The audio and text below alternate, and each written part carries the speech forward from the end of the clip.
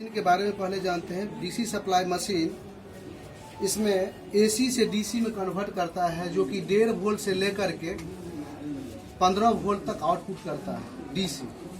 और AC 220 volt ये input होता है, आउटपुट 1.5 वोल्ट से लेकर के ठीक 15 वोल्ट तक आउटपुट करता है। और 2 एम्पियर तक ये काम करता है।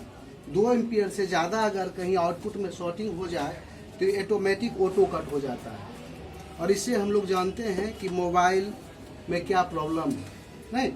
और यहाँ एक चीज़ और, इसमें एक डिवाइस और लगाया गया है जो एम्पियर शो करता है कितना परसेंट आपका खर्च कर रहा है ऑन होने के दौरान।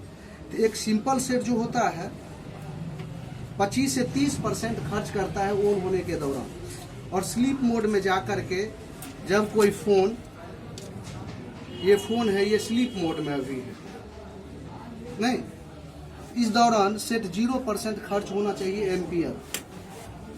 अगर एम्पियर खर्च यहाँ पे कुछ है, इस पे हम ऑन किए कोई सेट, और कोई भी सेट को ऑन करने के लिए 3.7 से लेकर 4.2 वोल्ट की जरूरत होता है मोबाइल के लिए, ठीक। तो यहाँ हम वोल्ट को सेट कर लेंगे तो 3.6 के लगभग हम यहाँ सेट किए हुए मोबाइल के लिए। और पॉजिटिव रेड वाला प्रो है, निगेटिव ब्लैक वाला प्रो है।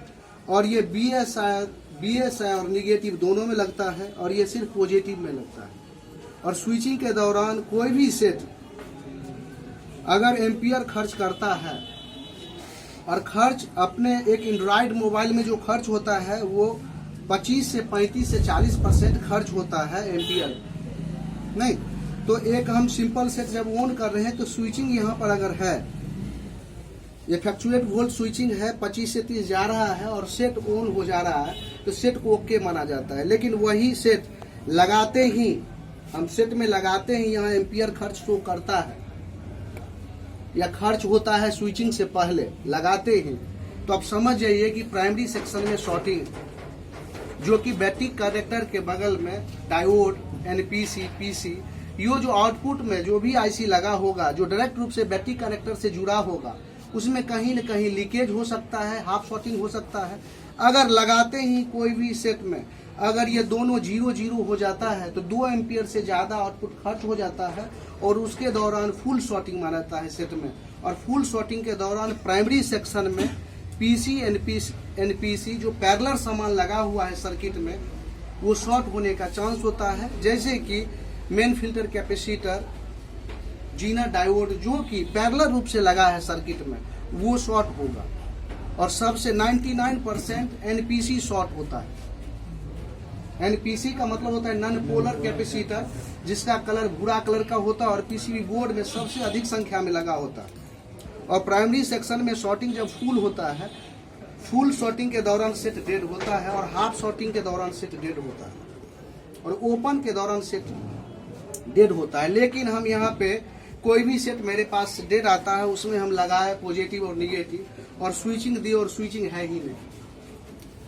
स्विचिंग हम दे रहे हैं और स्विचिंग यहाँ पे परसेंटेज खर्च नहीं बढ़ रहा है। इसका मतलब सेट ओपन है, पथ कटा हुआ है, या तो ऑन ऑफ स्विच से कटा हो, या इनपुट से कटा हो, या आउटपुट से कटा हो, तो देखना होगा।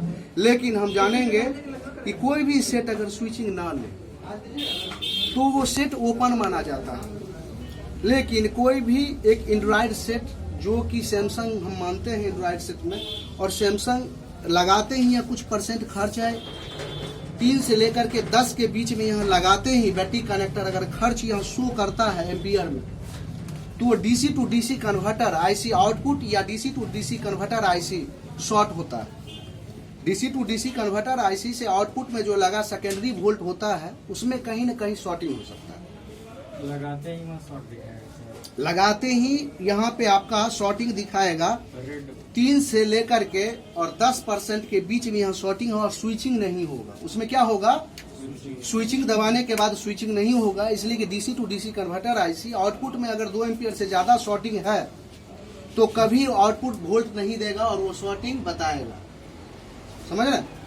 और जब भी कोई एक एंड्रॉयड सेट स्लीप मोड में जाके खर्च करता है, स्लीप मोड मतलब समझ रहे, कोई भी सेट को ऑन किए और तब तक उसको हम स्लीप मोड इसको टिपेंगे, और ये स्लीप मोड में चला गया। ठीक। इसके दौरान जीरो होना चाहिए खर्च। इसके दौरान अगर खर्च करता है तो सेट में लीकेज माना जाता है, समझ रहे हैं। और लीकेज के दौरान बैटरी मेकअप नहीं देगा, हाफ दिन बैटरी मेकअप देगा। जो 5 घंटा दे रहा है वो 1 घंटा देगा बैटरी मेकअप। और वो सेकेंडरी सेक्शन में PMIC या प्राइमरी आईसी या सेकेंडरी आईसी में लीकेज हो सकता है। जहां से वो CPU के पास भूल जाता है, वो सेकेंडरी आईसी होता है PMIC, रैम के पास जाता है, उसके पथ में लगा PC NPC शॉर्ट हो सकता है इसके वजह से। लेकिन कोई कहता है कि इसे हम सॉफ्टवेयर हार्डवेयर हम जान लेंगे, तो हम ये बताते हैं कैसे हम जानेंगे ये सॉफ्टवेयर फॉल्ट है इस DC के दौरान, और कब जानेंगे कि हार्डवेयर फॉल्ट है। कोई भी एंड्रॉयड मोबाइल तब तक हार्डवेयर फॉल्ट होता है जब तक ये ऑन ना हो जाए, तब तक ये हार्डवेयर फॉल्ट होता है जब तक ये ऑन ना हो। अगर ये डेड है, ऑन नहीं हो रहा है, तो हार्डवेयर फॉल्ट है। अगर ऑन हो रहा है, प्राइमरी वोल्ट से ऑन हो रहा है, स्विचिंग ले रहा है, अगर यह एंड्रॉयड बाय लिखा रहा है, सर्चिंग हो रहा है, उसके बाद अगर कोई अवस्था में ऑफ हो जाता है तो वो सॉफ्टवेयर फॉल्ट है। अगर सेट ऑन नहीं हो रहा है तो वो हार्डवेयर फॉल्ट है। हो सकता है बैटरी खराब हो सकता है ऑन ऑफ स्विच ओपन हो सकता है कि प्राइमरी सेक्शन में शॉर्टिंग हो, फुल शॉर्टिंग हो, हाफ शॉर्टिंग, इसके बाद दौरान वो सेट डेड होता है, समझ रहे। अगर ऑन नहीं हो रहा, ऑन हो रहा है और आगे नहीं बढ़ रहा तो सॉफ्टवेयर प्रॉब्लम है। अगर ऑन हो रहा है आगे नहीं बढ़ रहा है, उसमें क्या होता है, फर्स्ट फूड और सेकेंड फूड होता है आज के मोबाइल में। तो फर्स्ट फूड में अगर ब्लिंक करता है, जो मॉडल नंबर लिखा कर आकर के ब्लिंक करता है, तो हो सकता है कि आपके मोबाइल में बैटरी टेम्परेचर सप्लाई या BSI फॉल्ट या ऑन ऑफ स्विच या वॉल्यूम का कोई बटन दबा हो। लेकिन सेकेंडरी, जब हम कोई भी सेकेंड बूट में जाते हैं, तब अगर सेट ब्लिंक करता है तो 100% वो सॉफ्टवेयर फॉल्ट है। हाँ, सेकेंड वाले में वो सॉफ्टवेयर फॉल्ट। जैसे कि कोई भी system is failure contact is provider, कोई भी सिस्टम अगर वर्क नहीं करता है तो वो सबसे पहले हम हार्डवेयर से ही चेक होता है। जब तक हार्डवेयर कंप्लीट नहीं होगा तो सॉफ्टवेयर वहाँ रीड नहीं करेगा। तो सबसे पहले हार्डवेयर फॉल्ट ही माना जाता है सर्किट में, नहीं। और 99% हार्डवेयर फॉल्ट आता है। लेकिन कोई DC सप्लाई मशीन से कैसे हम जानेंगे कि ये सॉफ्टवेयर फॉल्ट है कि हार्डवेयर फॉल्ट है? DC सप्लाई मशीन से स्विचिंग देख करके, अगर स्विचिंग परफेक्ट है, ये पहले का सिंपल सेट आता था लावा या माइक्रोमैक्स या नोकिया, वो डेड हो जाता सॉफ्टवेयर के दौरान, वो डेड हो जाता था। लेकिन आज का मोबाइल एडवांस मोबाइल है, ठीक, वो डेड नहीं होगा। इतना जरूर होगा कि वो ब्लिंक करेगा, सेकेंड फीड में जा करके ऑन जरूर होगा। अगर ऑन नहीं हो रहा है तो 100% हार्डवेयर फॉल्ट है। अगर हम इससे हम बताएं कि कैसे हम जानेंगे सॉफ्टवेयर फॉल्ट है, तो ये एम्पियर खर्च जो है, इससे हम जान सकते हैं कि ये सॉफ्टवेयर फॉल्ट है कि हार्डवेयर फॉल्ट है।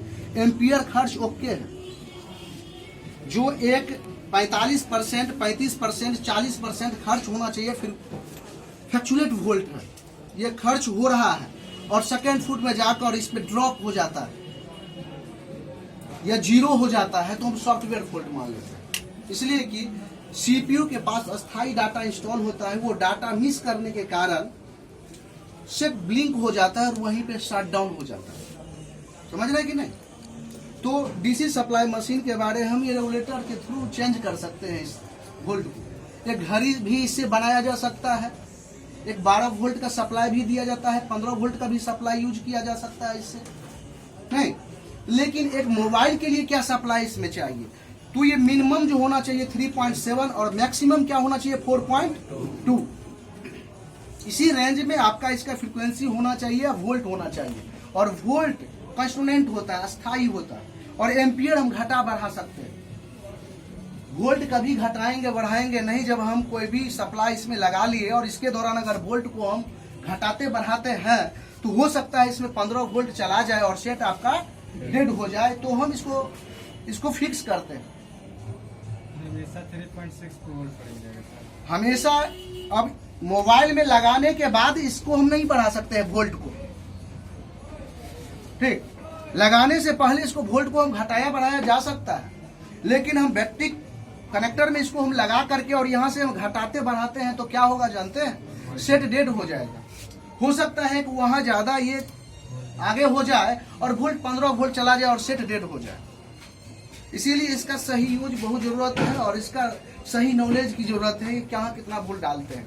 इसका काम होता है झटका देने के लिए बैटरी में, हॉट ट्रेसिंग के लिए कहाँ कहाँ वोल्ट, मान लो कि बैटरी का आपका लो है तो बैटरी कनेक्टर में इसको लगा करके और सप्लाई हॉट ट्रेसिंग कर सकते हैं कि किस टिप्स पर कितना वोल्ट आता है, प्राइमरी वोल्ट कहाँ जा रहा है, सेकेंडरी वोल्ट कहाँ जा रहा है, ये सारा यहाँ से मालूम चला जाएगा।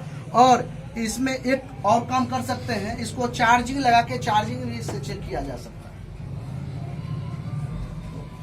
चार्जिंग क्यों चेक किया जाता है, यहाँ पे यूएसबी केबल आता है, यहाँ पे लगा होता है यूएसबी और यहाँ 2 ट्रिप लगाने वाला होता है। यूएसबी में हम चार्जर जो हम लगाए तो यूएसबी में चार्जर का वायर हम लगा लिए यूएसबी में, जैसे यूएसबी का मतलब समझ रहे हैं ना, 5 वोल्ट यूएसबी देता है, उसमें डाटा केबल वो हम लगा लिए और सप्लाई दिए, तो यहाँ एम्पियर जो खर्च होगा हम 5 वोल्ट यहाँ रखेंगे। उसके दौरान कितना रखेंगे वहाँ उसके दौरान 5 वोल्ट के लगभग रखेंगे जो हम आउटपुट चार्जिंग के लिए दे रहे हैं। और यहाँ एम्पियर खर्च करता है और एम्पियर खर्च के दौरान मालूम कर लेते हैं 1 एम्पियर से 1.5 या 2 एम्पियर तक खर्च होता है तो आपका चार्जिंग परफेक्ट है। अगर 1 एम्पियर से कम खर्च करता है तो लूज कनेक्शन है या फेक चार्जिंग हो सकता है आपके मोबाइल में, या स्लो चार्जिंग हो सकता है आपके मोबाइल में, समझे।